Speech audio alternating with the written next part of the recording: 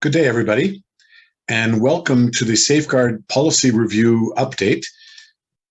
My name is Azim Manji, and this particular session is on labor and working conditions as part of a longer series on ADB's Safeguard Policy Review and Update process.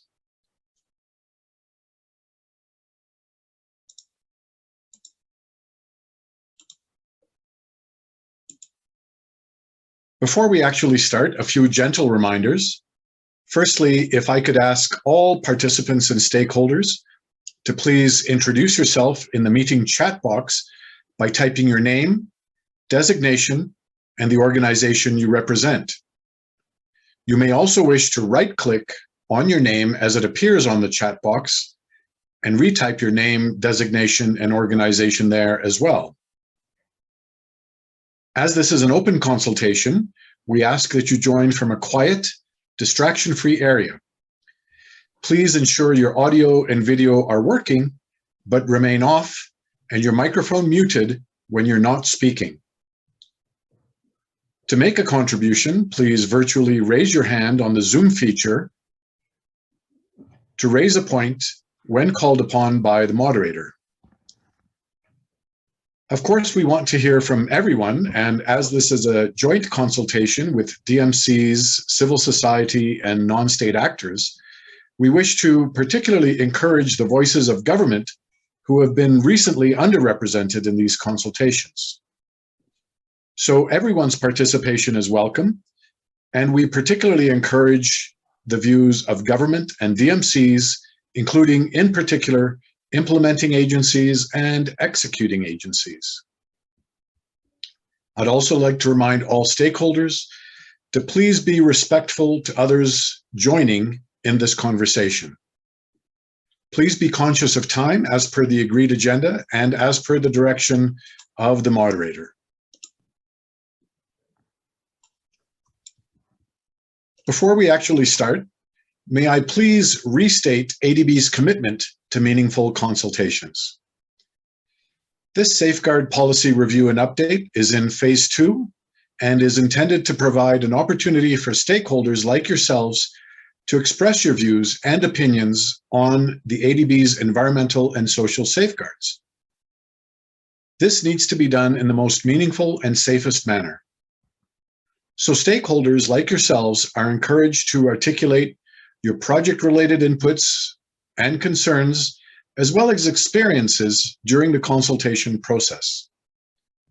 All of these interventions and inputs will be recorded and duly documented. This will allow the ADB to review, consider, and respond to, if necessary, any of the contributions made. Background materials have already been shared. They will continue to be shared after this consultation, and you can find some of the links for the materials that have been released in the chat box to the right of your screen. All types of project feedback are welcome and will not be used to lead to any retaliation, abuse, or any other kind of discrimination. Written session documentations containing the summary of feedback will be open for review by participating stakeholders prior to public disclosure. This will ensure the comfort and safety of stakeholders and the accuracy as well as transparency of the proceedings. If you have any issues or concerns on confidentiality, potential risks, abuse, or any kind of discrimination during the course of these consultations, please get in touch with the SPRU Secretariat through safeguardsupdate@adb.org. That web address is on your screen now. I'd like to just remind you that simultaneous translations are normally available on this channel, but this particular event is solely in English.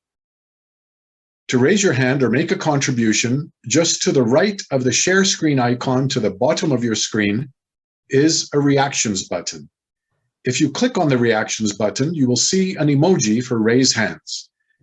This will allow the moderators to recognize you, and when called upon to do so, please raise your hand, turn on your microphone and your video, and share your experience or ask your question.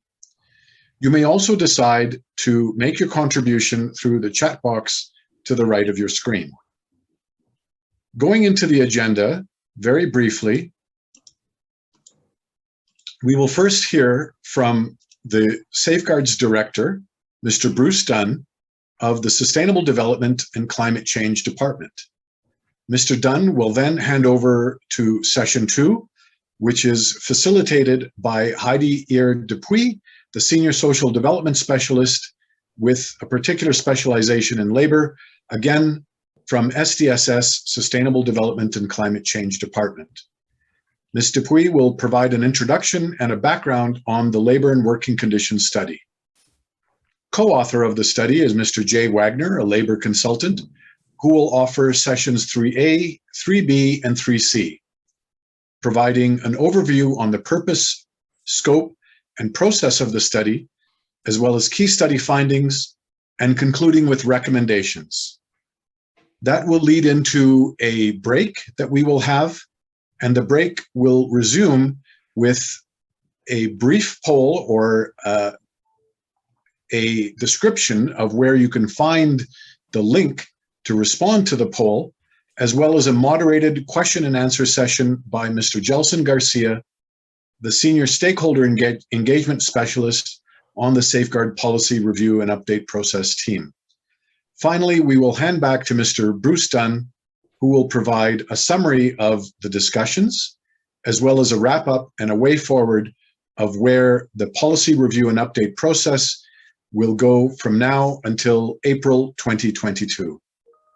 So with that, I would like to hand it over to Mr. Bruce Dunn, Director of the Safeguards Division, SDSS, in the Sustainable Development and Climate Change Department of the ADB. Mr. Dunn, over to you, please. Great, thanks very much, Hussein.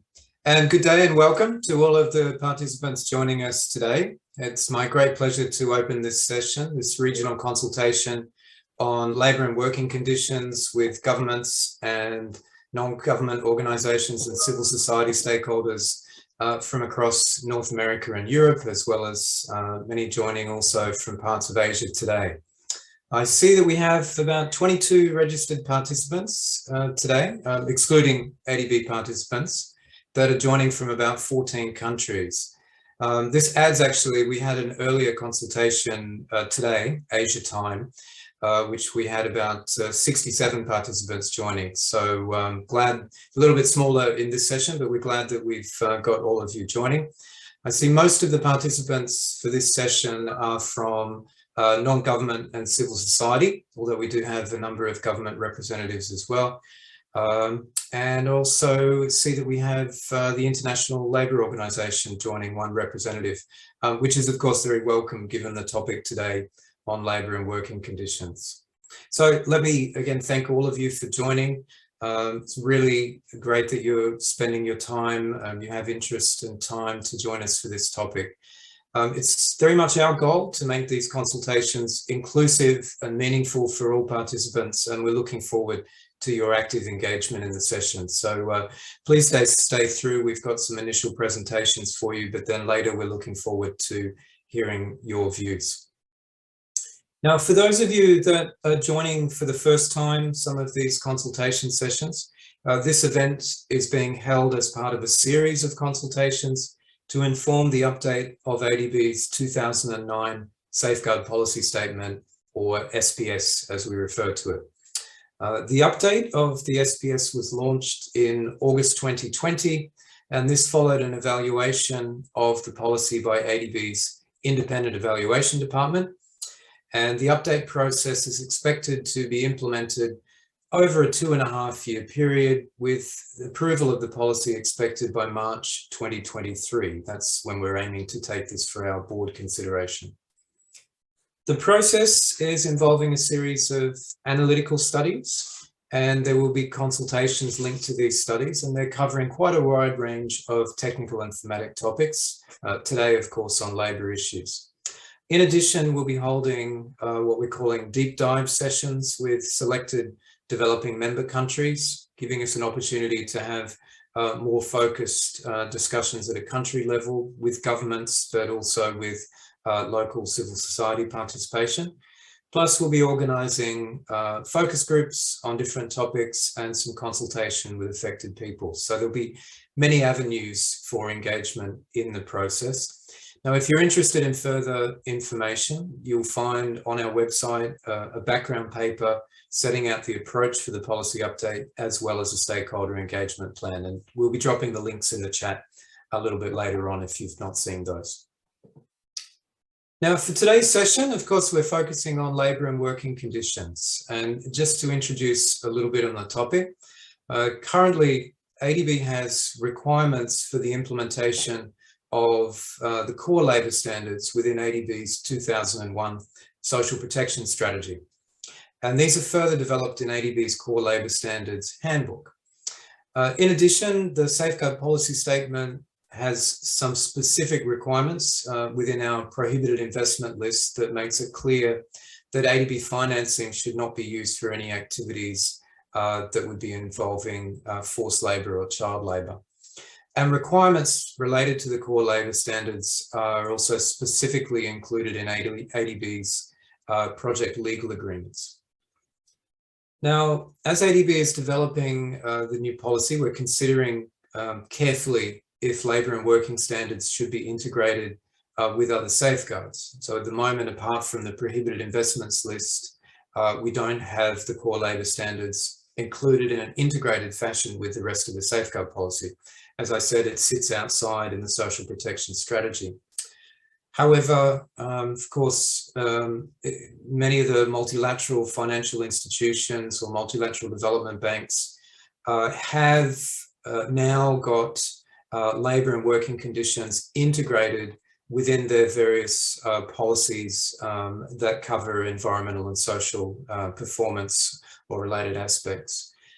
This was an issue that was identified for us by our independent evaluation department. It was seen as a gap that the existing environmental and social safeguards did not have reference to the labour standards. So it's an area that we're looking at very carefully. Now, during this session, we're going to be presenting further details, as you've seen from the agenda. We'll have the results of a benchmarking study that has considered the consistency of ADB's current requirements with that of other multilateral financial institutions. That'll be presented by a consultant to ADB, Mr. Jay Wagner. And we're then going to be opening the floor to hear some further views and recommendations, and of course, any questions that you may have. But before going further, I'm going to hand to my colleague, Ms. Heidi Dupuy. She's going to give a little bit further background. So I'll hand over to you, Heidi. Thank you, Bruce. Welcome everyone to this discussion today. As Bruce has mentioned, we've been working since early this year in March until now with Jay Wagner on looking at benchmarking the ADB approaches and practice to application of the core labor standards and benchmarking it against other MDBs, but also industry practice. And see what the shortfalls are and what are the areas that that we would need to consider as part of the updating of the safeguards. But as we all know, for ADB since 2001, we've included the core labor standards as part of our labor and working condition in a bigger context of social protection and social development, because it's not just about the individual jobs, but the protection in the jobs, but jobs creation and job opportunities and skill training and all other social aspects of livelihoods that comes with supporting citizens to exit out of poverty in a country. So ADB has taken a holistic approach and has included in the social protection strategy as part of the greater development topic. So today's discussion is to look at, where can we include some of these labor topics into the safeguards, but that doesn't mean that we would not continue to do our work in looking at the greater social development and social protection components, because as you know, ADB has a quite an extensive group of network of staff that works on social issue in the institution, and each of our regional departments also has social projects that looks at education, skills training, health, and gender, other whole host of other issues. So today's discussion is to look at the safeguard, the risk perspective side of it. So your input and your insights into some of the findings that Jay will be presenting would be very helpful to us, because we are actually, this is the second session today, and we're listening to your inputs. Some of you from trade unions organization have submitted already a very comprehensive input to the discussion so far. And we've had one discussion early this year with some of your organizations on this topic. And we really appreciate some of you spending time talking to Jay even, and giving your inputs into the study that he's doing. So I really appreciate that. And we will continue the conversation with you. And I would like now to turn over to Jay from Plexus Energy to present the findings. Thank you. Jay? Yes, Flo, good afternoon or good morning, good night, wherever you are. So my name is Jay Wagner, and I'm based in London. And as Heidi said, I work with an organization called Plexus Energy, which is a social management consultancy. I've been specializing for the last 15, 20 years on working with projects predominantly on environmental and social risk management, and that often involves the application of lender standards, in particular the IFC performance standards, including in relation to labor and working conditions. The idea now is just I'd like to talk you briefly through the key tenets of this study that was carried out earlier this year, between April and September of this year. As you can see, if we could go to the next slide, please.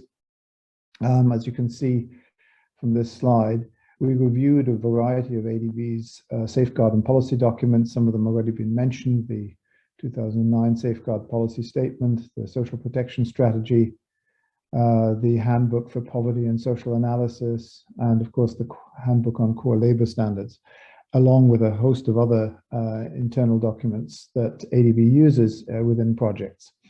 And then we compared these to the safeguards in place by a select number of ADB's key peers, that is the World Bank, the IFC. We looked at the Inter-American Investment Bank, IDB, and the IDB Invest, its private sector arm, the European Bank for Reconstruction and Development, and AIIB in Beijing. And that involved both document review, what do they actually have in terms of policies and standards, performance standards, what do they say on the topic of labor and working conditions, what do they require of lenders, and borrowers, I mean, and then we looked at the architecture of the safeguard systems that are in place. And it's interesting to note that a number of these institutions have very recently gone through a revision and update of their standards. So it was a very timely exercise to speak to the people actually involved in that process. And as Heidi said, we also considered selectively for some of industry sectors guidance and standards that are out there on labor and working conditions. That included the mining sector, the solar panel sector, oil and gas, and so on, just to get a feeling for what is out there by industry itself, and in terms of good practice guidance. And we carried out a series of interviews with the peer MFIs to really get a more detailed view and understanding of the actual practical application of their standards. So that was a very timely exercise. And just as a reminder, when we're talking about labor and working conditions, in the context of our study, we of course are referring to the core labor standards, that is child and forced labor, non-discrimination and freedom of association, but a whole host of other aspects as well, including occupational health and safety. And as Heidi was just alluding to, some of these cross-cutting issues that have arisen, like the supply chain, retrenchment, labor influx, and so on and so forth. If we could go to the next slide, please. So the study really was carried out initially on a desktop basis. There was no travel involved. And then it was supplemented with targeted interviews with the peer institutions. A set of virtual interviews were also carried out with ADB staff, selected ADB shareholders, and some CSOs. Then we prepared a draft report in the early summer of this year, which was reviewed by ADB. We got some valuable comments back, and then took those on board, further developed the study, which includes a tabular gap analysis comparing ADB's current coverage of labor and working conditions to that of its peers. We looked at and we used, if you like, a scorecard approach, comparing what the requirements of the different institutions are compared to ADB. And then finally, we made some recommendations on the possible way forward. What does this actually mean for ADB in the context of the revision and update of its safeguards policies on environment and social issues? This also included consideration of the, if you like, advantages and disadvantages of following a safeguards approach as opposed to a more policy-based approach to date. So anyway, that was the intent. That's how we carried this out. If we can go to the next slide, please. And as you are aware, ADB's approach on labor and working conditions is based on a number of primary documents. As already mentioned, the safeguard policy statement and the social protection strategy, but there are a number of other more project-related documents that we considered, the social protection operational plan, the operational manuals, including the initial poverty and social assessments, or IPSAs, the summary poverty reduction and social strategy, or SPRSS documents, loan covenants, and so on and so forth. What's interesting here is, and Bruce already alluded to this, it contrasts considerably with the practice of ADB's peers, who have consolidated most of their provisions on labor and working conditions into a single document. Next slide, please. So I will now turn to the key study findings. If we could go to the next slide, please. Firstly, one of the key findings was that the requirements, as I said, are not consolidated and are spread out of a number of different documents. Principally the Core Labor Standards Handbook, the Handbook on Poverty and Social Analysis, as well as a number of other documents that I already mentioned. Again, this contrasts with the practice of ADB's peers. Secondly, and relatedly, the provisions such as they are on labor and working conditions in some cases lack clarity and are less accessible compared to those of its peers. And that is in part because ADB lacks this sort of standalone safeguard standard on labor and working conditions and related guidance as its peers have now started to apply. Thirdly, we see that the provisions on labor and working conditions in some instances are more aspirational and are less practical than those of its peers. So oftentimes you will find a discussion around what the issue is, the labor and working conditions issue, but it does not indicate or suggest how those particular standards are to be achieved. Again, that contrasts with the practice increasingly as we see that of ADB's peers, who've tended to prepare clear and practical and above all auditable requirements on labor and working conditions, and thus making it more accessible both for bank staff and for borrowers. Next slide, please. So the second set of findings comprise, firstly, you have this dichotomy between the safeguards approach, which is currently in place, which is based on the policy principles, versus the performance standards. The performance standards approach tends to be better suited to address specific labor and working conditions issues and ensure compliance within a project context. That is the overall conclusion of ADB's peers and our own analysis. It just makes it easier following this approach to set clear and binding safeguard requirements And as I said, this is the view of ADB's peers and many of the experts, indeed, that we consulted in the field. Secondly, as I said, ADB lacks project-specific guidance on labor and working condition requirements and how these might be implemented. So in other words, they're not operationalized as at present. Thirdly, it was found that the conditions or labor and working conditions issues tend to transcend loan modalities. So it should make no difference between a public and a private sector project. And that is indeed the practice increasingly of ADB's peers. Next slide, please. The third set of findings. ADB follows a more, as I said, descriptive as opposed to a prescriptive approach. And what do we mean by that? Put simply, ADB tends to focus on what we call a what is approach. It explains the labor and working conditions issue at hand and sets out how ADB can help to address this issue.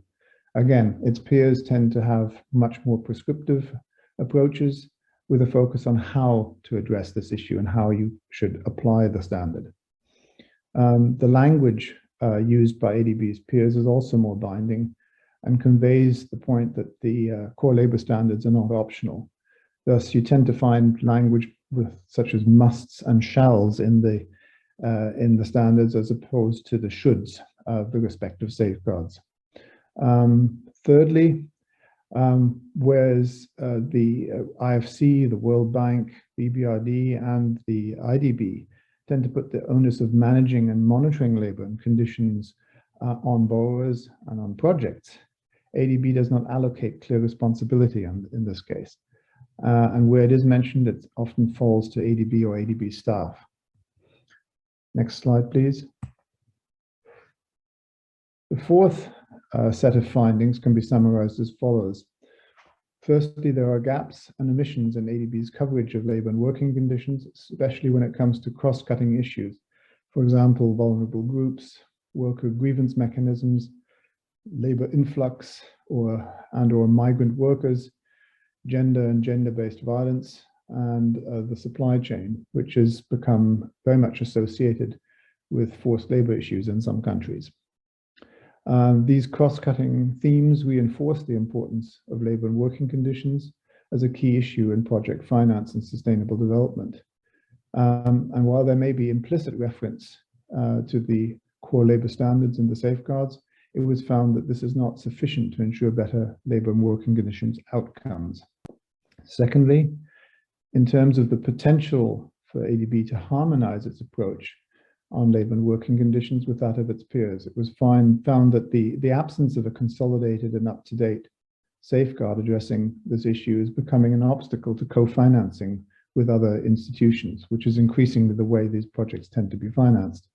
So harmonization between different MFIs tends to be, this is the experience of ADB's peers, it tends to lower the transaction costs. It just makes it easier for staff to evaluate and oversee projects and for borrowers to comply with the labor and working conditions requirements that are set for the specific project. And these findings, I think, are consistent with the conclusions of ADB's Independent Evaluation Department's 2020 review of the Safeguards Policy Statement, and thus should come as no surprise. They also generally resonate with the findings that we found from many of the CSO reports and investigations that have been issued over recent years that we consulted. Next slide, please.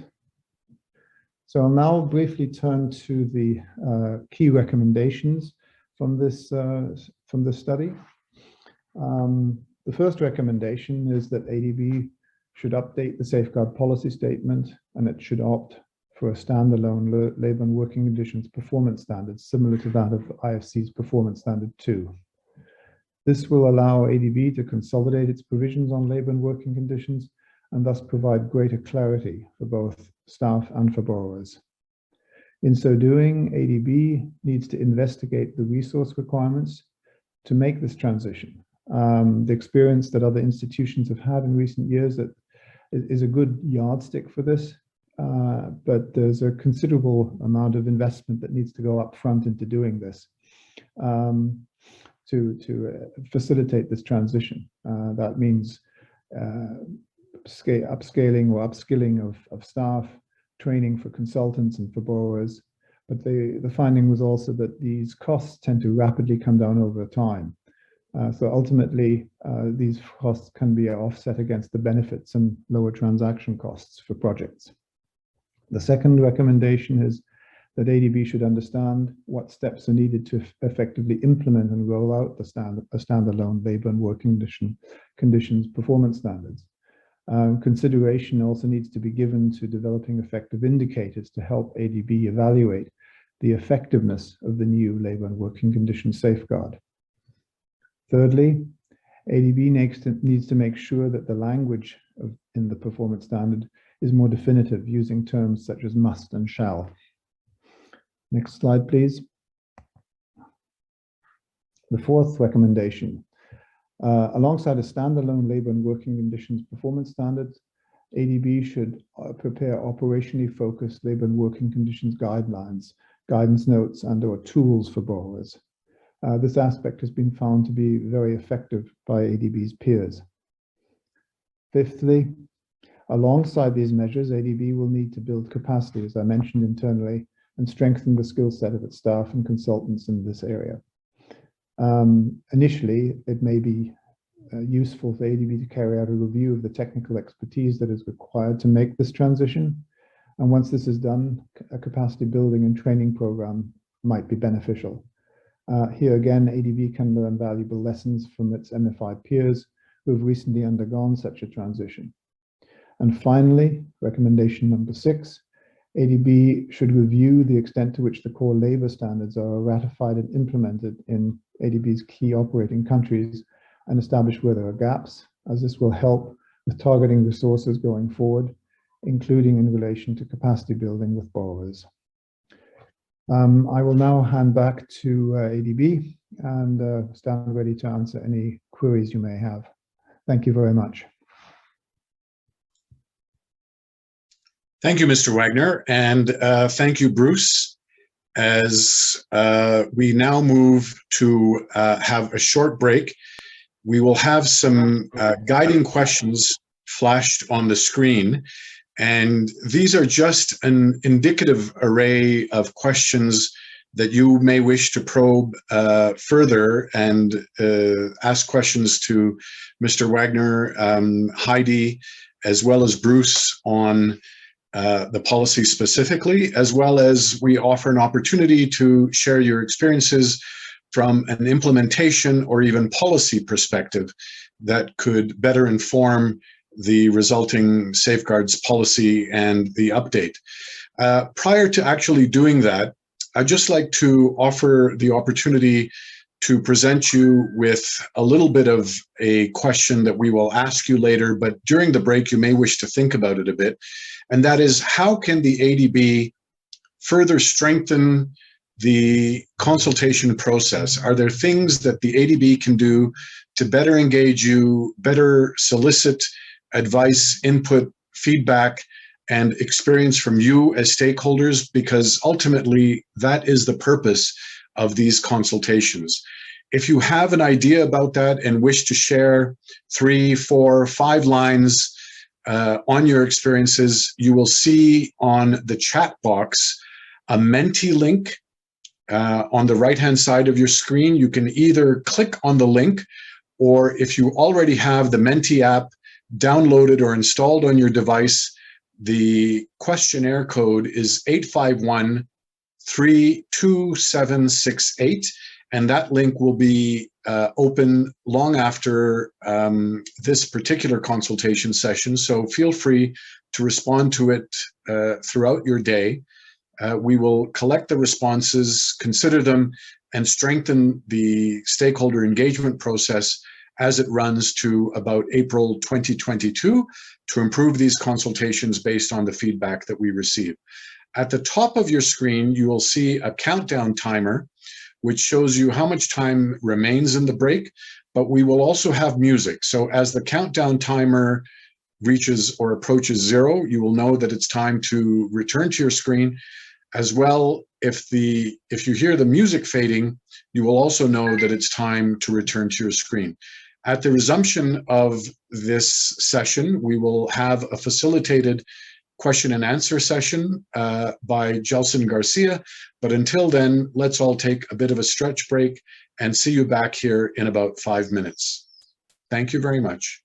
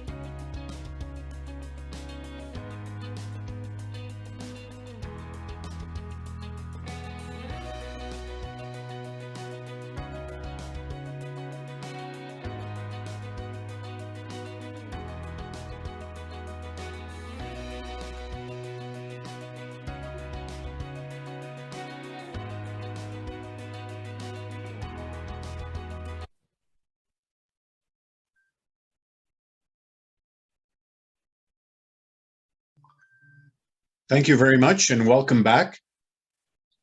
We now have a moderated discussion question and answer session facilitated by Gelson Garcia. Mr. Garcia may be known to some of you. He's the Senior Stakeholder Engagement Specialist with the Safeguard Policy Review and Update team.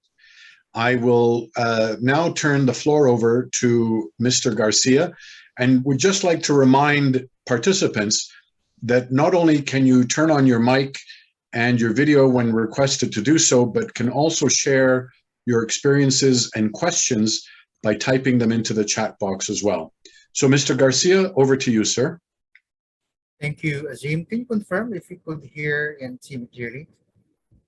We can see and hear you clearly. Thank you.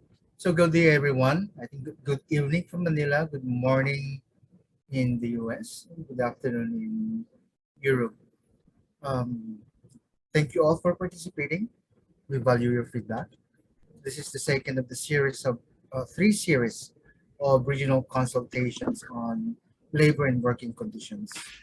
This time we are consulting with governments, CSOs, and other non-governmental stakeholders in North America and Europe. We are joined by stakeholder representatives from 14 countries today. So with this multi-stakeholder representation, we look forward to hearing your observations, findings, and recommendations on the initial report, which was earlier presented by Heidi and Jay Wagner. So I see we have a government representative from Papua New Guinea, independent contractors, ILO, international labor unions, conservation and rights-based organizations, among others. I know some of you have a grounded experience either by independently monitoring projects or implementing ADB-supported projects in other operations that have triggered safeguards issues on labor and working conditions. Wait lang. And some of you also bring the comparative standard analysis and exposure to good country-level good practices that deal with labor and working conditions and the related safeguards. So we'd like to hear them, especially on the implementation challenges you have encountered and your views of how to address them and what can be strengthened in the policy. Jay organized the 6 key recommendation areas for consideration in the LWC standards, including the adoption of standalone LWC performance standards, how to strengthen the safeguards oversight and quality assurance, how to tighten the language of the LWC provisions, developing guidelines and tools, how to strengthen banks' expertise in implementing the labor and working conditions, as well as the importance of reviewing the implementation status for core labor standards. So we'd like to hear your voice, your views on this. We have 75 minutes. We'd like to have 2 rounds. I know that some of you come prepared, not just with questions, but your position paper or your position. I know some of this have been submitted to the ADB a couple of months back. Then you will see on your screen 2 guide questions, but this will not necessarily limit our conversations. I know that you come prepared with your own set of questions. So now I hope that some of you already started raising your hands. You can, if others don't know yet, you could raise your hand if you wish to speak by clicking the reaction button, which is on the lower right portion of your screen. You can also write them in chat box, and then you can speak or write in your own language of preference. Our interpreters will assist you. So on that note, let us begin. I see we have hands raised already. Let me quickly check.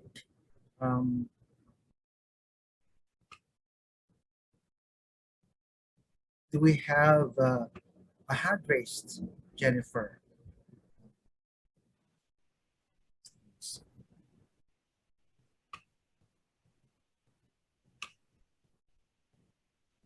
Okay, so we have Miss Linnea Wickstrom. I hope that I pronounce it right.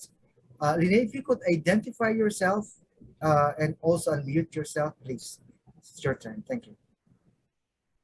Thank you, Gelson. My name is Linnea Wickström, and I'm from Building and Woodworkers International. I'm sorry I missed the starting of this, but I will also attend some other sessions. We have, of course, submitted a position paper already, but our main objectives that we want to raise is the commitment to the ILO core standards, and specifically on freedom of association and collective bargaining.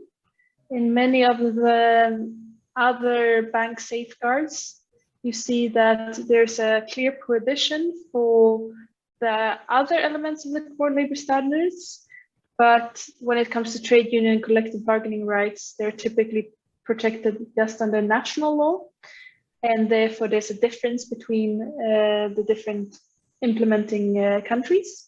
So we see that the ADB safeguard should be leading in this and require borrowers to uphold the Convention 87 and 98, regardless of the country context. So my question hence is, how have this been covered earlier in the discussion? And because you looked at a performance-based safeguard, have there's been a discussion about freedom of association and collective bargaining, especially in countries where these rights are usually not respected? Thank you. Right. Thank you, Linnea. Since we still don't have additional hands raised, I see that this is a reiteration of the key bottom lines in your position paper, and especially on the freedom of association collective bargaining agreement. So this is more of, you're asking about what's the status of this, and I understand this was also the kind of points raised earlier today. So may I have Heidi to start reporting on this, and then also additional points from this. Yes, thank you, Gelson. Thank you, Linnea, for that question. We actually read the position paper. I've read it multiple times, and I think there's a lot of interesting points that we need to further discuss as we go to the drafting stage of the language and negotiate some of the positions that you put forward in the paper. So I think it's a really, really great contribution. So we'll have more discussions later, I think next year when we go to the later stage.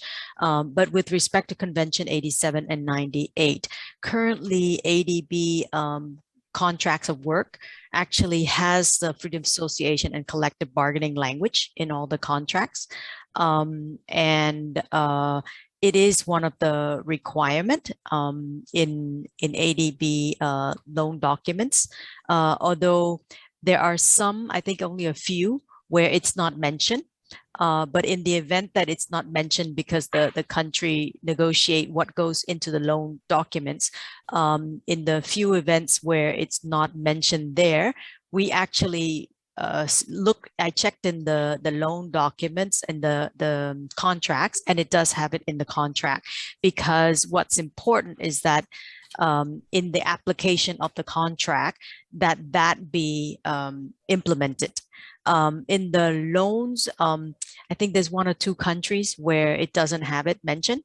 But the requirement is that there is some way for workers to raise their concerns. So this morning we had an extensive discussion on grievance redress mechanism and ways for workers to raise their issues, whether it be in the form of negotiated through a group or being able to voice their concern, and that the project document those concerns, and then that would be something that we check when we go to review. But there's only a few of the loan agreements that doesn't have it, which is something that we'll need to address when we do the work on the new safeguards, because that is one of the core conventions of the core labor standards. So yeah, thanks for that question. Thank you, Heidi. Bruce, anything to add? Thank you, Gelson. And Linnea, thank you very much for joining. Nice to see you again, and appreciate BWI being here today. And of course, really appreciated also the position paper. I just say, in addition, Heidi's covered many points already, that you know, at this stage, we're yet to start drafting any specific language. So that's something that we do need to look, you know, further at and see how to frame it. We are looking carefully, and you mentioned some, you know, differences in the way that other multilateral development banks are putting language together. Of course, we're looking at that, and Jay Wagner's support has been helpful on that front.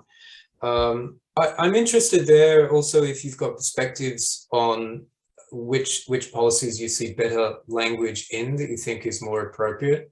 And if there are constraints with all of them, what would you be looking for specifically? I know this is elaborated further in the position paper, but if you've got any further thoughts, you know, on that. I see, for example, the EBRD in relation to their language on working conditions in terms of employment does have reference to the application of the principles and standards embodied in ILO conventions, and it does specifically mention freedom of association and collective bargaining.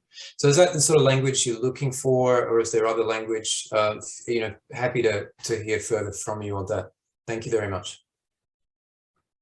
Yeah, thank you, Bruce. I guess we can turn back to Linnae, specific to Bruce's question. I don't think we're putting you on the spot, Linnae, but since you have studied it quite in depth and you've been working on this for years or decades, it would be helpful to hear from you about your proposal on the language. I think it's quite detailed in the position paper, but as you say, EBRD is quite vocal about it. However, we need to see also the application, because EBRD doesn't have as problematic countries as you have where they operate. So I think we need to, of course, when we're discussing language later on, have a specific thought about some of the countries where ADB operates, because it is a bit more challenging climate. I don't know how detailed we need to go, Jelson, but I think this could be a very extensive language discussion. But yeah. I think especially looking at, I think you had a discussion this morning as well about how can you have it as a grievance redressal mechanism, and how do we utilize trade unions as a grievance collecting point. Mm-hmm. So I think this is also somewhere we can highlight it, not just as a standard line of ILO core conventions, but also take it in as a part of other parts of the safeguards. Also mentioning trade unions in perspective to grievances, etc.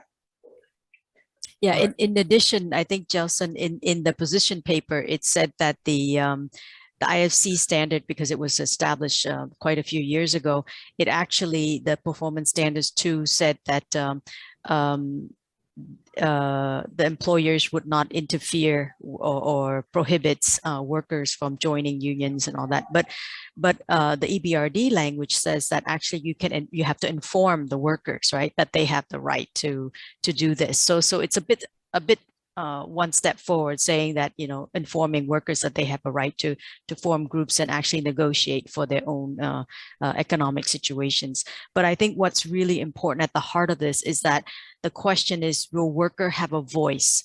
And I think voice is important, and the ability to raise your concern, particularly in the new world we're living in with COVID-19, where if a worker is feeling unsafe, should he and she be able to voice his or her concern to the management, so that they know that, you know, we feel fear, we're afraid to go to work, we're afraid to be in crowded spaces, right? It's something that ADB staff is talking about, and other MDB colleagues. You know, we're talking about going back to the office, and our colleagues who are commuting in Manila with crowded trains, right? So do they feel safe commuting to go to work?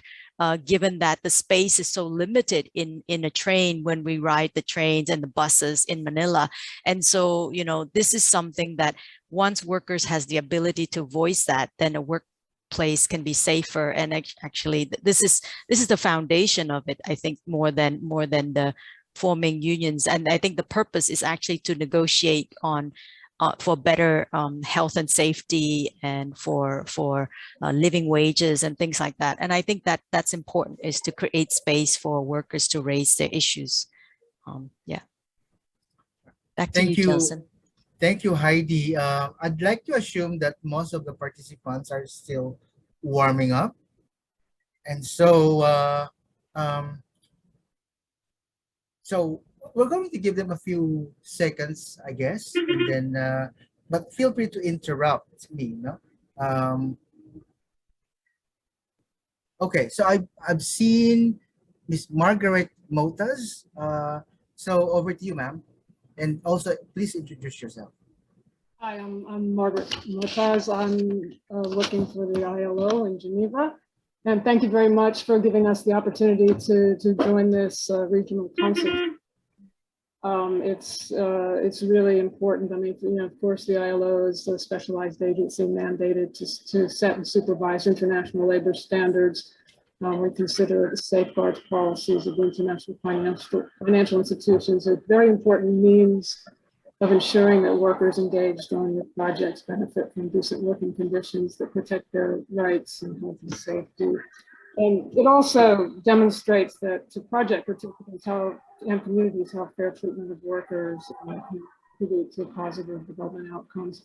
And I was just listening to the conversation so far. I wasn't going to jump in yet, but I thought I would just say that Heidi's pointing out something very important, and our colleagues from BWI too, is how important the core labor standards are, and actually how interrelated they are. So if you have violations of one, you know, can lead to violations of the other. And that's why we think it's very important to have robust labor standard that references directly the ILO labor standards. And there are others that are obviously relevant beyond the core labor standards. There's around working conditions and, of course, occupational safety and health. And on the latter topic, I noticed when I was reading the summary and the summary for the community and occupational safety and health, that you look to be following the lead, maybe of the EBRD, and separating occupational safety and health from future labor standard. And we would probably recommend that you reconsider that, just because, well, there are several reasons. For one is that labor safety and health at work are being discussed right now as becoming additional for labor standards, so maybe as early as 2022. And they are, as Heidi pointed out, quite related to other issues around protection of workers. So it's not wrong to put it in the other standard, but it makes more sense in a lot of ways to keep it with the labor and working conditions. And I'll stop there and then come back to it later. Thank you. Thank you. Heidi, would you like to have a follow-up to Margaret? I know that you two have been having conversation.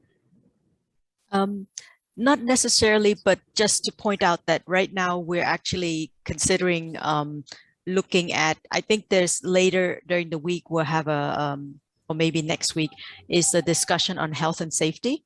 And pretty much we've had more experiences directly implementing the health and safety as part of the safeguards, whereas the core labor standards is straddling both the safeguards and the social protection strategy. So we'll have more discussion on the health and safety and the implication of whether including health and safety as part of the community health and safety, or including it as part of labor and working conditions. I think we're still in that process of, you know, looking at it and see where it fits, because it is kind of, you know, half here, half there, and it could fit in any of those places. So I think maybe if Bruce wants to add anything on this, but we're in the thinking phase and listening phase. So the input from Margaret is very, very helpful for us to know that the ILO will be looking at including health and safety as part of the core fundamentals. So yeah, thanks. Yeah, so I see that Bruce and Felix can also add to this part of the conversation. Yeah, thanks very much, Jelson. And thank you very much, Margaret, joining from the ILO. Really appreciate and looking forward to having further engagement through this process. So yeah, as Heidi has said, the current safeguard policy statement does include policy principles and requirements around both occupational and community and health and safety. So there's obviously, a linkage there to the labour and working conditions. So we have to look at, see where the provisions fit, but certainly strong commitment there to continuing around the occupational health and safety aspects. I'll just add one point. It was raised just in the last couple of points around grievance redress mechanisms. And I think that's another aspect here around the occupational health and safety and worker aspects. In the existing framework, we do have requirements for ensuring that there's a project grievance redress mechanism, but it's not delineated in terms of different targets for that or much details in terms of how it would serve different needs. So I think that is one aspect in terms of having grievance redress mechanisms that would be able to provide a vehicle for workers' concerns linked to occupational health and safety and other aspects. And of course, we'll be looking at grievance redress mechanisms in terms of wider aspects. For example, last week we had consultations on Indigenous peoples issues, and one of the issues that came up there was around having to make sure that grievance redress mechanisms are culturally appropriate and in the context of the communities that you're working in. So I think there's a range of aspects that we're looking at on that front. So I'll stop there. Thank you. Thank you, Bruce. I know that Felix can also add to this conversation because he's involved in a study on occupational health and safety, if I'm not mistaken. Felix? Yeah, Jelson. I'm happy to sort of chip in. Can you hear me, Jelson? Yes. Oh, okay. Loud and clear. Yeah, good. And I'll thank Margaret for that very interesting question. I think it makes an awful lot of sense. And I think your observation pretty much on the summary highlight some of the key things probably I would like to touch on because of sort of provide input on occupational health and safety or community health and safety element. In the summary, one of the key gaps that we sort of identified, and just to confirm as well, Bruce's spelling on it, is maybe the weak linkage between the two provisions. The occupational community health and safety elements are sort of covered within the environment safeguards, whereas you have the labor issues in the social protection strategy, and the other ones that have been mentioned that manage it. So it's one of the gaps that has been highlighted, and we feel there has to be strong linkages between worker, labor and working conditions and community and occupational health and safety. Not the least, if I give a typical example, you could have a workplace injury, for instance, which is a result of occupational incident or accident happening, triggering labor and working conditions in case of disability, for instance. What level of disability would this worker be faced with, and what sort of compensation arrangements are available regarding terms and conditions of his employment? So this is a very simplistic one that I've just offered. You could pretty much go on and on. Overtime working provisions. We know overtime inherently also, if not done properly, could result to accident and incident in the workplaces, especially given a particular skill set or a particular machinery that the person is attending to. That is one. You could also have issues with working time, for instance, shift work patterns, and incidences of injuries or tiredness, fatigue, sitting in, lightening, indoor air quality. We could go on and on and on and show the linkages, but just to emphasize you that we recognize the strong linkages between or interdependency between labor and co-working conditions and occupational community health and safety.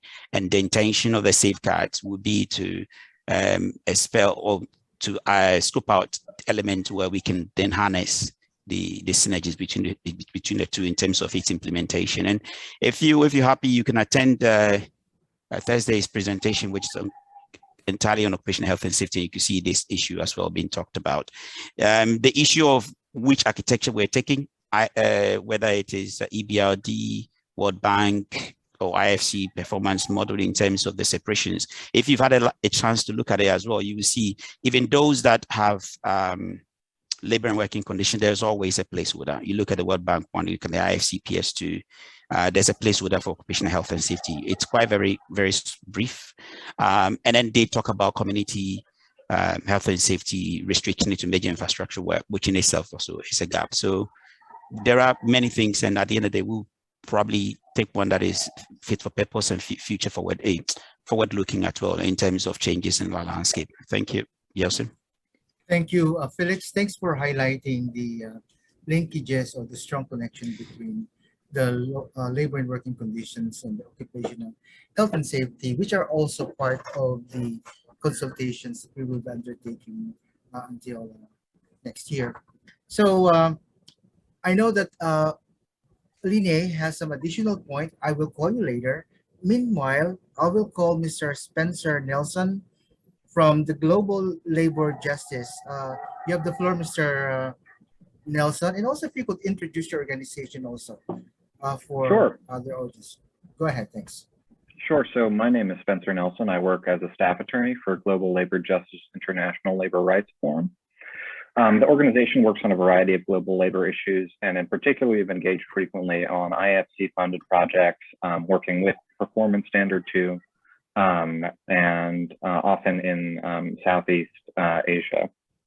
I just wanted to briefly comment to endorse the report of my colleagues at BWI and the other global union federations, and call out a handful of important points.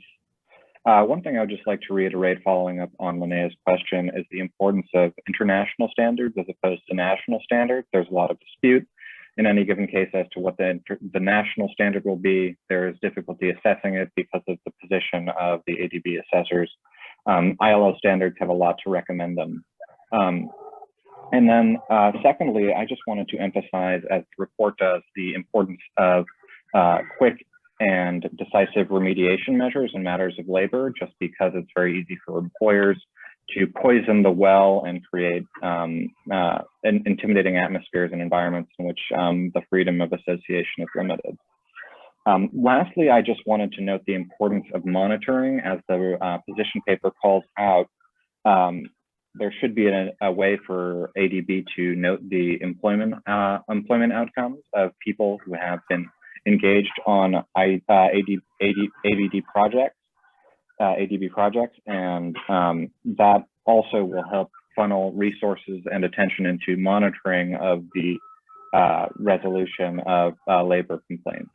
So that's just a couple things I wanted to throw in there, and I thank you so much for all of your time and for setting up this consultation. Thank you. Thank you, Spencer. So I think one of the key things that you asked is about the monitoring component of this standard. I know that this is part of the recommendation 2 from Jay's presentation of what does it mean when it comes to the oversight and quality assurance. So who would like to address this? Shall we begin with you, Heidi, and then maybe Bruce after? Yeah, sure. Thank you, Jelson, and thank you for the actually reiteration of the paper, the position paper. I think one of the challenging thing is that many of the international labor standards, I think we have Margaret here, so she can probably go into more details on this, but a lot of the conventions, when countries adopt them, actually, there are certain provisions for countries who are at a certain level of development. And the international conventions that's ratified, countries are to develop their labor standards in the country. The labor legislation is to emulate and to walk toward as close as possible to the ILO standards. I review a couple of countries, Uzbekistan, Kazakhstan, and I've seen that they actually took certain languages from the standards and put it into their labor legislation directly. But there are also specific tailoring that countries have for their labor legislation to meet the level of development and the objectives of their country's labor legislation as well, right? So there is some adaptation to country context and also country level of development. I think we have to think very carefully about, okay, what does it mean when we want an international standard? And then what are the applications in terms of the enforcing mechanism, right? Because right now the standards that we have with the ILO, a lot of the enforcement as well is at the country level, but there's an international mechanism, but it's not like, how do you say, binding, right? How do you make it work using country systems, using international systems? And you've also pointed out that it has to be quick. It has to be decisive and quick and move on, because you don't want this to stay too long and people get intimidated in the process. What's really interesting is that when we go to review and monitor the projects and ask questions of the contractors, it actually makes a difference having the monitoring and the following up at the project level. And we do make that visits. And when we do find that there are things that needed to be addressed, it would be part of the corrective actions. And ADB do check up on it, and ADB project officer safeguards people do follow up on this. So I think that helps quite a bit, the regular monitoring and having consultants, third party, go and ask the questions, right? And I think your point about monitoring is very important. It's something that we're doing more of now with trainings as well, and capacity building for consultants, for government implementing agencies.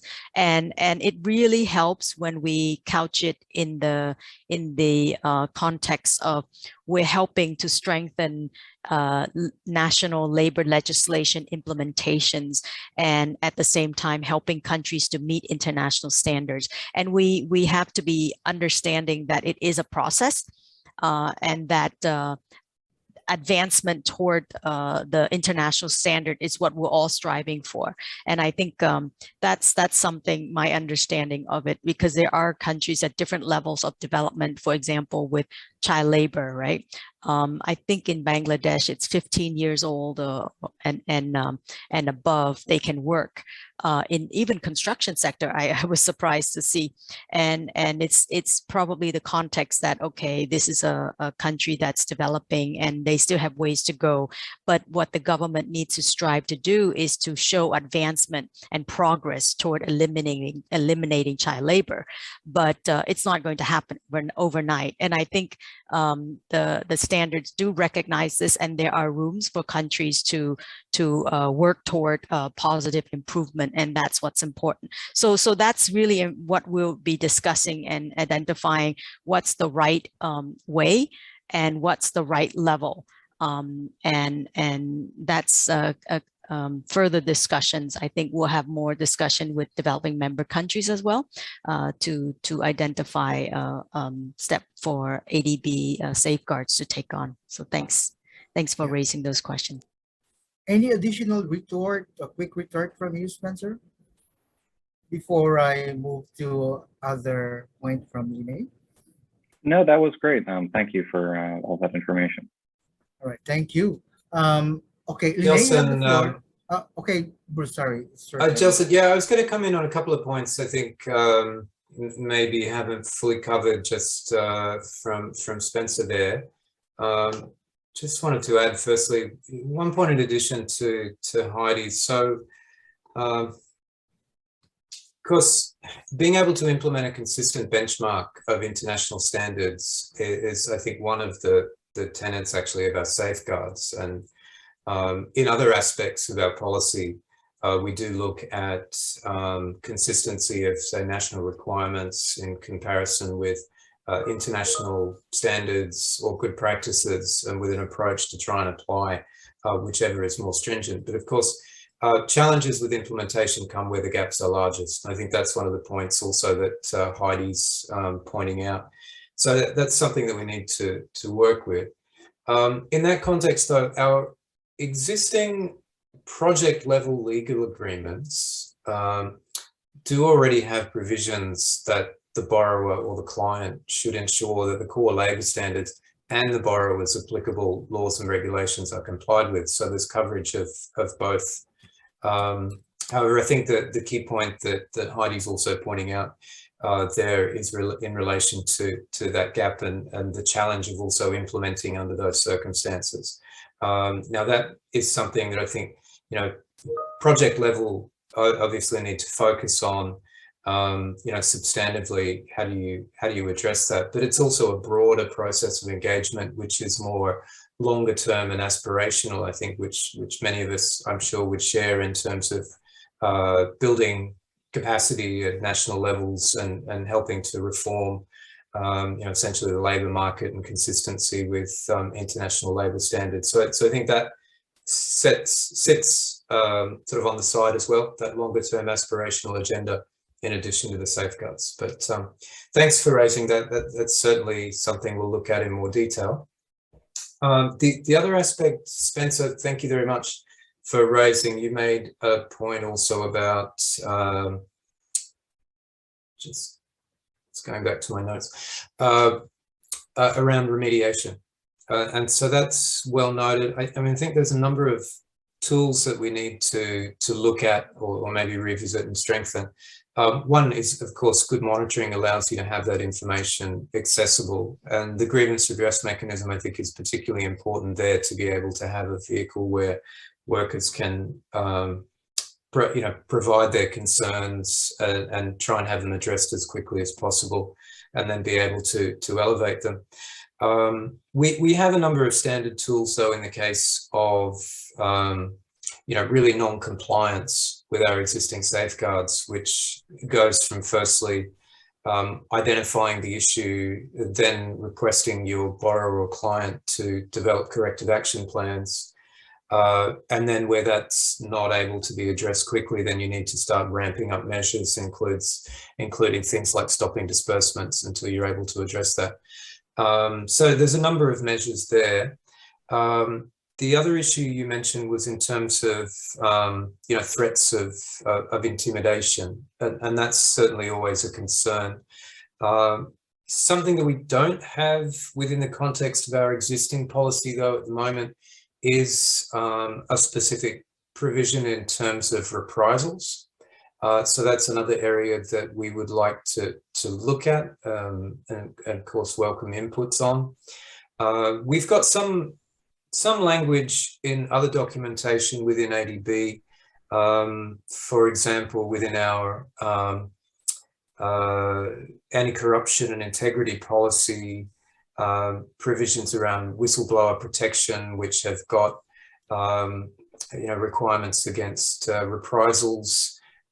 We've got also provisions in our accountability mechanism, which looks at compliance issues and also problem solving around protecting confidentiality and also ensuring you know, protection of intimidation.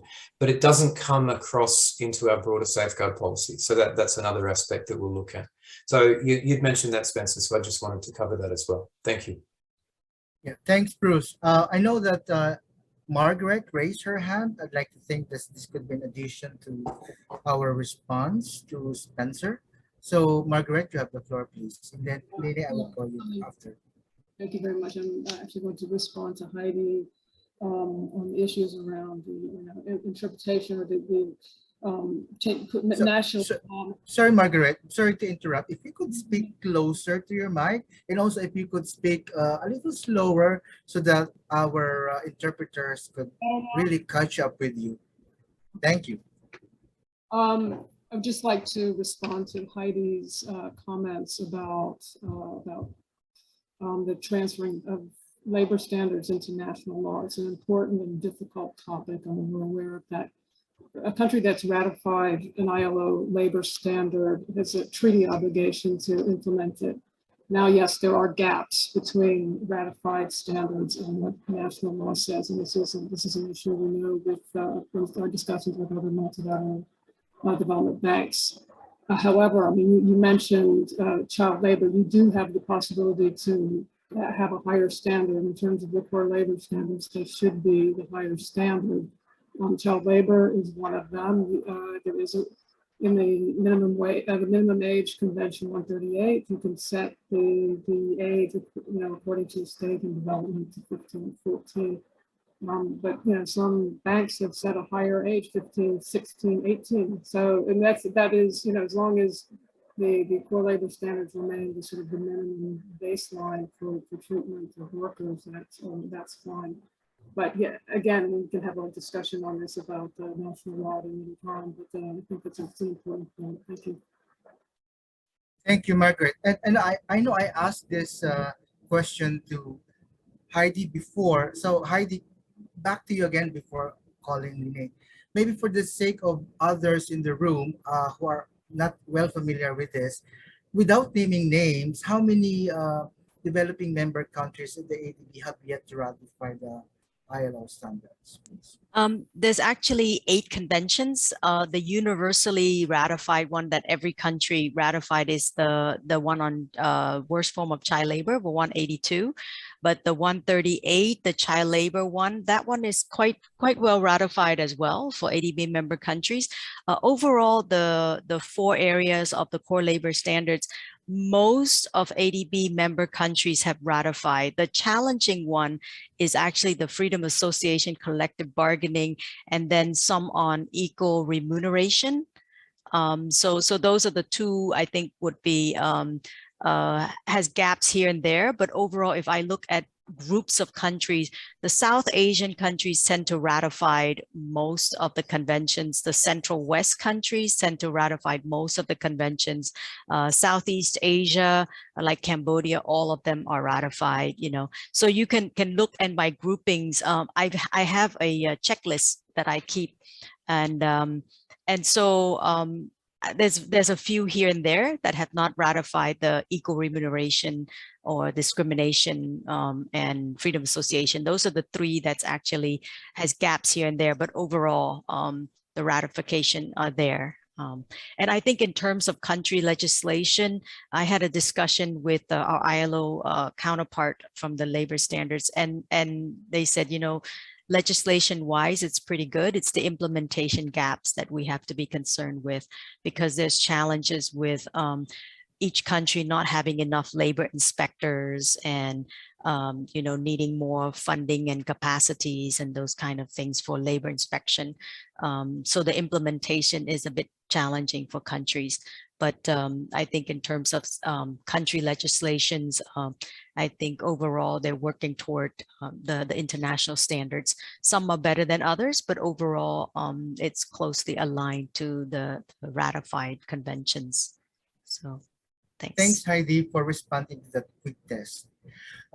So Lene, you have the floor, and then I see Mr. Stephen Sale or Sile also write question or point in the chat box. I will call you later, Mr. Stephen. So Lene, back to you. Thanks very much. Yes, I appreciate both Margaret's and Spencer's comments, especially Margaret's on the higher standards, and I think that's something we need to aim for. And concerning Heidi's comment on the minimum age, of course, we do aim for a year minimum age of 18 when it comes to hazardous employment like construction. So I think there you can find quite clear in all other standards, such as the ESS2. I also have a question when it comes to the ESS2 and how the comparison and the inspiration from this standard has been considered, because what we've seen is that the guide notes for the ESS2, the guidance note is quite well described, while there's some gaps in the actual standard. So my question there is, do you also intend to have an actual standard and the guidance note after the studies you looked at? And how do we ensure that the guidance note doesn't become where we make the concessions? And then on Spencer's question on reprisals, I also want to highlight a concern there that we've seen in the IFC standards, where the reprisals just cover the direct client of IFC, and what maybe would be the equivalent in the ADB would be the main contractor, while the reprisals that we often see is in the supply chain for subcontracted workers, and that they are not protected through these safeguards, especially on reprisals. So those are two highlights that I also wanted to bring back. Thanks. Thanks, Lene. I guess your first question on with the adoption of a standard for LWC, so how does the guidelines and tools look like? No? I think this question will go to Bruce. And then the other point, can I ask Heidi to respond, please? And after that, I'm going to call Stephen and then Vince.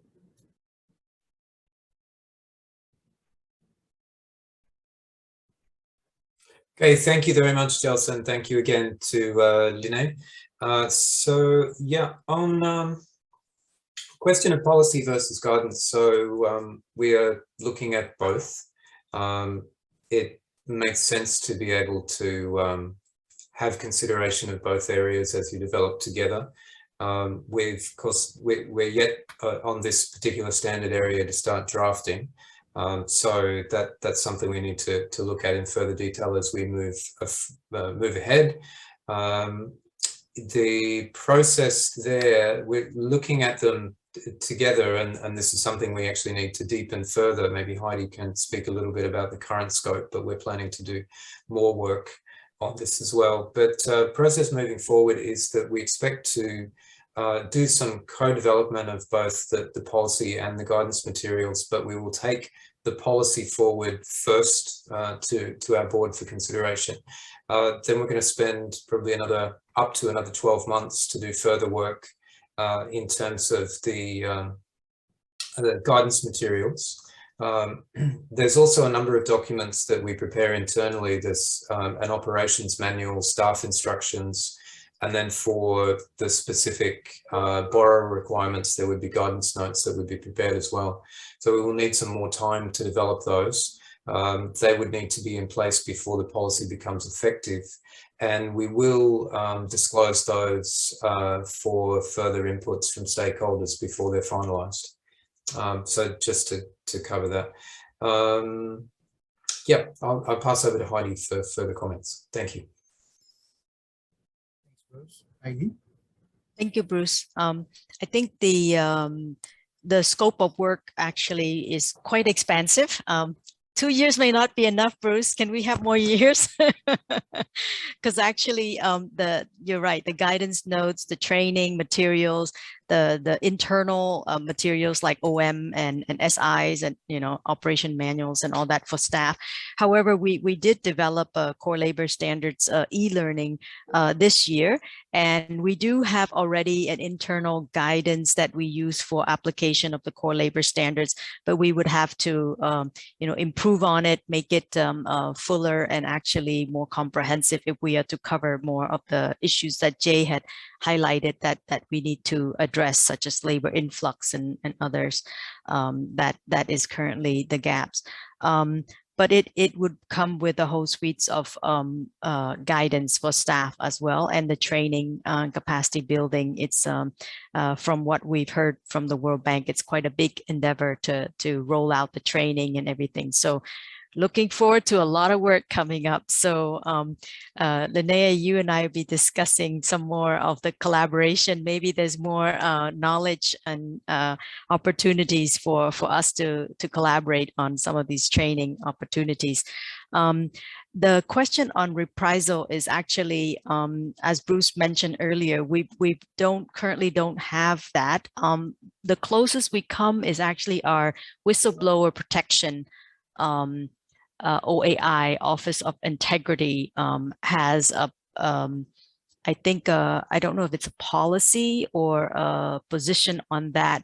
And I did mention to Bruce that we need to really discuss with our integrity colleagues and see what's possible in terms of extension protections and all that for reprisal in the event that people raise issues, and particularly for labor. there could be some risk to workers when they raise certain issues, and it could be a sensitive project or something. So this is something that we need to look at fully, and I would definitely include it into the matrix. And Jay is in on this discussion, so Jay will definitely include it for further discussion, because he's currently putting together a detailed matrix to actually say, okay, where are the points that we need to consider closely. And many of the points already had been raised in the policy paper that BWI, PSI, and ITUC, among others, had submitted. So we'll be looking at that closely and say, okay, what should be ADB's position and going forward for these topics. And I think reprisal can be discussed as part of the bigger human rights defenders discussion, because we've been approached by the UN Human Rights Office to ask how we're considering human rights dimensions into our safeguards and the human rights defenders and all that. So Bruce has had a few conversation with MacDaro already. I think there'll probably be more conversation coming up. That's it. Thanks. Thank you, Heidi. So I'll just do a slight change in terms of the sequence. So I'll call Vince first, and then I'll ask Stephen a little later, because he can also provide some comments on the contractor's view on the supply chain. No? So Vince, you have the floor first, then Stephen. Thanks everybody thanks for the opportunity to contribute to this discussion. My question was, my observation was more of a question, considering, the way that the review, the IED review or reflections so far have focused on the introduction of a new instrument for project design, which is a labor management procedure or some equivalent, of what the thinking is related to introducing that type of an instrument as a public disclosed document that collects a lot of the different relevant information regarding how the project is approaching some of these questions for a wider audience, including other stakeholders of the project. I would invite anyone just to explore that a little bit at this point. Thanks. Thank you, Vince. Who will respond to this? I think it's a very important question on labor management procedure as part of the project document. Heidi, would you like to start? Then maybe Bruce after. Sure, yes.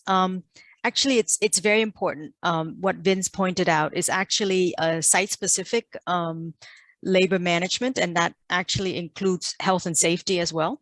I think Stevens, when you call on him later, I think he wanted to talk about the contracting and management of contracts. But it is something that I think a training with our procurement colleagues would be very useful to do, safeguards and procurement training together. We have two members from our procurement team that works with us closely. One of them actually sits on my technical working groups on labor and working conditions as well. And it is important, the managing of the contractors, and that they would do what is supposed to be done, and monitoring that and having a way to report on the progress is something that I think is needed to be followed closely. And I think as we roll out the training on this, more collaboration is needed between the procurement training and the safeguard trainings together.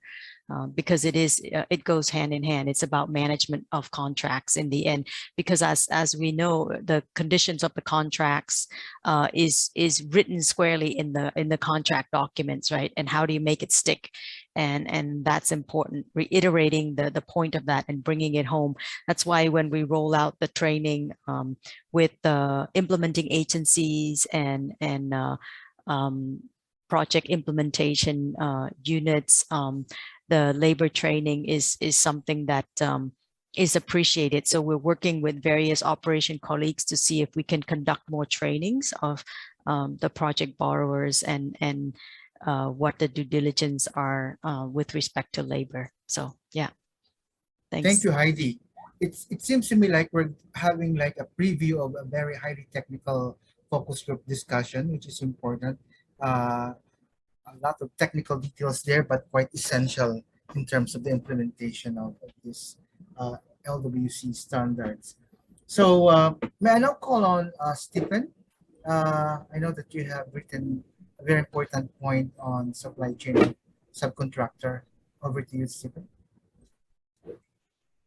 Hello, everyone. Thanks, Jelson. Can you hear me? Can I just do a quick sound check? Loud and clear, yes. Super. Well, thanks a lot, everyone. My name is Steve Sale, and I am working with Felix actually on the occupational health and safety side of things, including developing a suite of guidance documents. So I was really happy to hear numerous comments in this forum today about the interlinkage, very obviously, between labor conditions and occupational health and safety.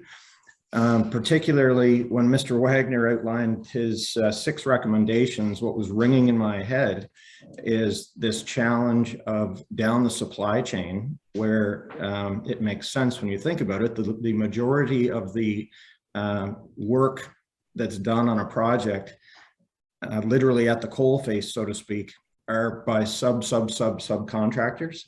And it's a challenge on every mega project I've ever worked on and in every jurisdiction I've ever worked on. And so my comment is offered, I suppose, more in the context that this is a great opportunity with this SPS review and revision to acknowledge that challenge. And it fits specifically, I think, with a few of those recommendations in terms of, as Heidi mentioned, capacity for inspectors, the training side of things. Lene also mentioned protection of the subcontractors, which right now is somewhat lacking. And particularly with the implementation and the gap analysis, which I think was recommendation number 6 from Mr. Wagner, I would be confident to say that one of the gaps that will be found is down the supply chain. I don't know exactly what the solution is, but obviously building capacity and acknowledging that challenge is critical to address it. Thank you, Stephen. I know that Felix would like to respond to this. Just to note that the supply chain of subcontractors was one of the key topics discussed in the regional consultation this morning with Southeast Asia, East Asia, and Pacific Island regions with government and CSO. So I'm glad to hear that we are also hearing this part of the conversation in this second session. So Felix, over to you. Yeah, thank you very much, Jelson. And nice to see you, Stephen. And a nice question. I think I'm sure Heidi may have already touched on it, but maybe just specifically to say, yeah, I think I agree perfectly with you. And the summaries you provided there on the back and forth conversation, yes, completely also agree with you with the strong linkages between the labor and working conditions and occupational health and safety. With the issue of the supply chain, I mean, you know, there are direct workers, then they have contracted workers, and then you have specific issues with supply chain. And maybe I'm sure the study from the labor and working conditions may have thrown some more light. So Heidi may also want to add up after my response. But with an institution like ADB, maybe from a very practical point of view, institution like ADB, who both deals with sovereign clients that are, you know, government entities or government as clients with designated agencies, government agencies implementing those projects. The way you manage it may be different. Bruce has hinted at one of the key instruments by which we mainstream labor and working conditions as well are loan covenants. So we have loan covenants. Maybe you see a few more light I'll throw on this tomorrow during the presentation. A loan agreement with the government, you know, led by the executing agency for that contract or for that project. If it's urban, is some urban sector. If it's health, maybe Ministry of Health or Ministry of Finance, maybe the executing agency overall.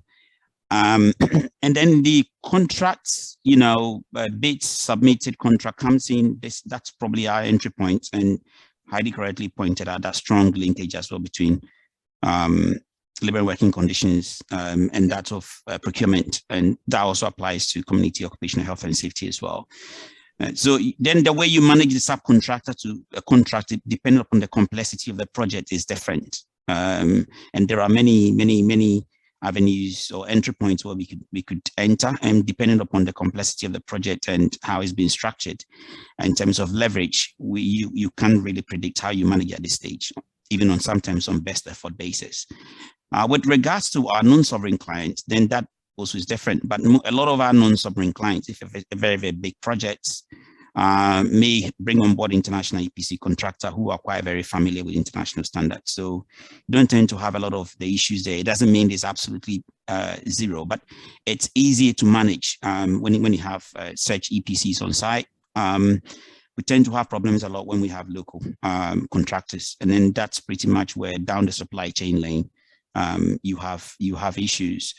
If you look into the space in terms of our comparators like the IFC, PS2, for instance, is spelled out clearly the borrower or the client's responsibilities in terms of requirements for good direct contractors,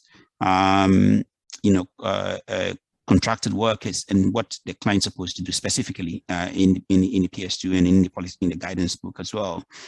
And yeah, even where the client has limited leverage, what the expectations are, and probably I think maybe good use going forward with the SPS update, we may see something or some more clarity on that front as well. Thank you. Over. Thank you. Before I call on Heidi, this is I think we have about 15 to 20 minutes left for this session. I think this is a special invitation for colleagues in the room who haven't spoken yet or haven't formulated the mind yet. So don't worry, you could simply raise your hand or simply interrupt me. Because we wanted to hear your voice. All right, so maybe just to wait for other interventions. Heidi, would you like to add on this part? I know that you raised a very important point this morning in response to the question on supply chain of subcontractors. Yes, thank you, Gelson, and thank you, Felix, for the discussions on the need to actually ensure that the contracts are actually delivered in a way where it's respectful of the labor and working conditions. And one of the gaps that we find is sometimes in a large project, there's many subcontractors, and in a couple of cases we found that there were no cascading of the conditions. So we asked the contractors to cascade the conditions of the specific work project sites, specific labor and working condition to be cascaded down to all the subcontractors. But one of the challenging thing that we see in some of the countries where the application of labor standards is still lacking is that some of the companies are very small, or they're very informal companies, and they have more informal working arrangement, or very small companies with few staff. So then they don't have the human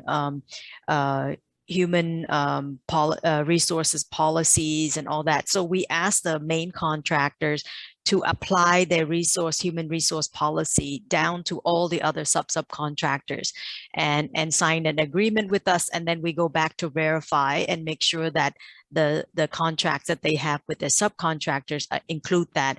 And then we have other contractors where the site-specific instruction is very clear and it's posted in the signage boards and everything, and we require that orientation be done for all the people working on that site. So whether you are part of the main team, or you are a temporary team, or you are part of the subcontractors, you are treated as part of the overall project site team, and that's important, is to have that communication be clear, that everybody who enters the project site is subject to the conditions of the site specific. So that's something that's important. And when we we can collaborate more with our procurement colleague to ensure that those conditions be met. And one of our directors for our procurement was suggesting that there is a need to do more training and orientations of contractors, and make sure that we reiterate these points so that we hold contractors responsible for who they bring on site to work. And that's how the cascading of the requirements can be best implemented.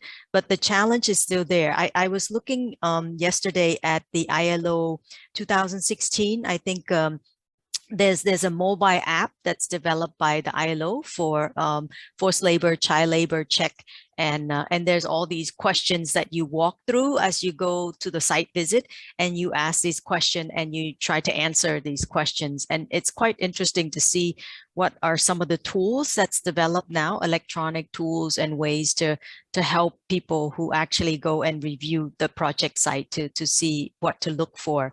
So I know Felix is working on different ways to bring in technology to support better implementation as well. So yeah, this is something that if you have recommendation and suggestions of good tools as well, that would be good to bring it forward. We'll be interested in hearing in that, what can help contractors do their job better, what can help reviewers do their job better. So thanks. Thank you, Heidi. Just to mention that we also have a representative from NARO that has submitted the position paper along with ITUC and the Global Union Council. And also want to acknowledge the presence of the representative from Hungarian Trade Union Confederation. So if you wish to speak, you have the floor. All right, so and maybe since we have Margaret here from ILO, I would like to ask her if she would like to have some parting words before we conclude this part of the session. No, thank you very much for giving me the floor. Yes, well, I think that it's a really important exercise that you all have done, and the ILO, I can speak to the ILO, we're pleased that you are considering adding a standalone labor standard. It's quite important, I think, for us, obviously, too, the respect for international labor standards, and particularly the core labor standards is really an essential, and I mentioned before, baseline for fair treatment of workers. And I think the ADB, bringing the ADB to the same sort of level in terms of standards with the other banks is also an important endeavor. And I think that obviously it will help you to harmonizing will help you in your joint projects, et cetera. So we are very willing and interested in following the discussions and providing our expertise to you when you get to the drafting phase in particular. So thank you very much. Thank you, Margaret. I know that Jay Wagner, our consultant, is about to leave, so I just want to seize this opportunity to hear from him things that he had downloaded, if you like, from this conversation, things that he will also consider as he updates the report with Heidi and the rest of the team. Jay, would you like to? Okay, so Jay has already left the call. So on that note, I feel like we have actually maximized 75% of 75 minutes for this session, because we have started about 20-25 minutes before what's that? Before 11 o'clock Manila time. So I think thank you for your very engaged, very well informed, constructive inputs in this part of the session. These are all documented, and I know that some of you may still be considering submitting a paper. We certainly welcome that. I'm not going to summarize what I heard just now. It will be the exciting task of Bruce at the later part of this session. For now, please don't deviate. we just want to engage you in a very quick poll, which will be facilitated by Azim. So Azim, back to you, please. Thank you so much for that, Gelson. And as Gelson said, we're now just flashing up on the screen a Zoom poll. If you would like to rate the effectiveness of this particular consultation on a scale of 1 to 5, it would help us improve the level of engagement in subsequent consultations with you as well as other stakeholders. So please give this consultation a score, 1 being the lowest score to 5 being the highest score. How would you rate the effectiveness of this particular consultation, which is a quantitative multiple choice question? And then, of course, we have the mentee question again, which is more of a narrative qualitative answer to give us direct feedback on specific suggestions you might have on how we can improve the level of engagement and interaction with you, primary stakeholders, who will help to inform and strengthen the safeguard policy review and the updating of the 2009 safeguard policy statement. We'd be very grateful for your views, but the Zoom poll is first and foremost, and then for those of you that have time later today, can drop a few sentences into the mentee poll, we'd be very, very, very grateful. Again, as Gelson mentioned, a special thanks to not only the respondents, Bruce, Gelson, Felix, Heidi, there's others that also worked behind the scenes, and thanks to you all as well, but particularly to those who asked the questions, shared your experiences, and provided inputs into this particular standard. We're very, very grateful and look forward to seeing you at future consultations that will be running until April 2022. So a special thanks to you, and if we could have the results of the poll, I'd be very grateful, please. And Azim, while you are we're flashing the poll result, let me just quickly read the points from Jay before he left, if it's fine. So Jay said that the points raised from reprisals to cascading down the supply chain are all good. As ever, the challenge lies in implementation. Vital for ADB and other MFIs is to have a dashboard with early warning signs, so-called red flags, in outcome-oriented indicators. He said that he has heard the discussion and he thinks that it is helpful for our next part of the deliverables.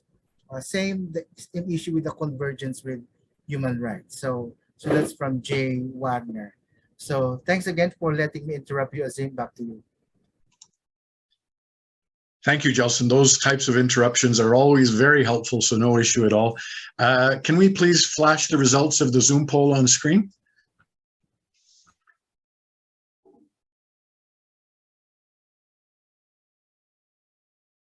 We may be having a bit of a technical glitch with the Zoom poll, but that's okay. We'll send them to you individually, as well as send you a, oh, here they come.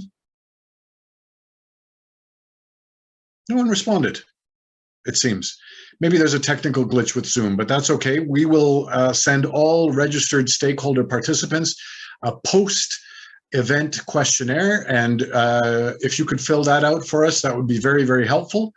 And I would now like to turn over the floor to Director Bruce Dunn. Bruce will give us a summary of this particular consultation and the key learnings from them, as well as give us a glimpse as to what lies ahead between now and April 2022. So Mr. Dunn, over to you, sir.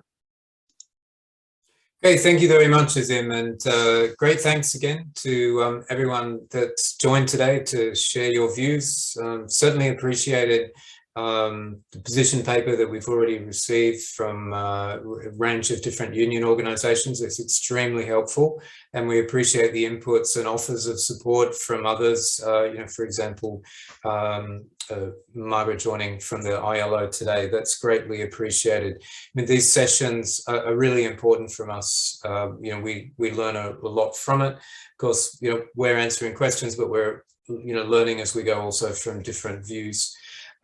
We need to now take a lot of this back and do some further work as Jay Wagner has mentioned also just in the brief points that he shared.